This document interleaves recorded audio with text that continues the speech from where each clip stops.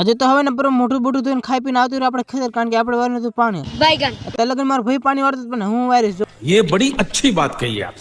પછી તો મેં પાણી વાળાને બોલાવી દીધી બાકાજી કે ફટાફટ પાણી વારો. लाइफ में कुछ अच्छा करो यार. પાણી વારતા વારતા હું તરસ્યો થઈ ગયો એટલે આવતો રહ્યો પાણી પીવા, ફટાફટ પાણી પી લો.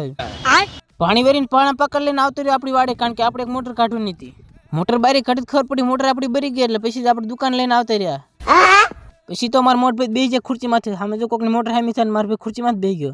દુકાન વાળા ભાઈ તો આ બાજુ રખડે છે. लेकिन ये साला कर क्या रहा है यहाँ पे? પછી તો દુકાન વાળા ભાઈ મને મશીન કરી દીધું ચાલુ.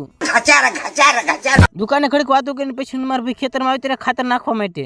ખાતરની ઠેલીઓમાંથી ઉપડી જાય પણ ઉપાડવી નહીં, મોટરસાઇકલ સહિત ખેતરમાં લઈને આવતા રહીને છેડા દીધું ધોરીએ. પછી તો ખાતર નાખીને ઘરે આવીને જોઈએ તો ખબર પડે આ તો સમોસાનો પ્રોગ્રામ જો અત્યારથી બટેકા તુરના દાણા બધું બફાય છે. अभी मजा आएगा ना भिड़ो. પછી સમોસા બનાવવાના હતા એટલે મને કામે લગાડી દીધો, જોઈ લો.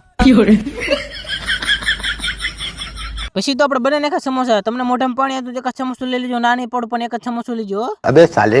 સમોસા જો ને તમારા મોઢામાં પાણી આવે કે ન, પણ મારા મોઢામાં પાણી આવી ગયું એટલે મારા મોઢામાં વધારે પડતું પાણી આવી જાય પેલા સમોસા ખાઈ લો. બાકી તમારે આપણું ફૂલ વ્લોગ જોઈએ સમોસા બનાવવાનો તો આ આપણી યુટ્યુબ ચેનલ છે, આવી ગયું છે તો જાઓ જોતા ફૂલ વ્લોગ. બાકી મળશું કાલ નવા વ્લોગમાં. યુટ્યુબમાં થોડોક સપોર્ટ કરતા આવજો.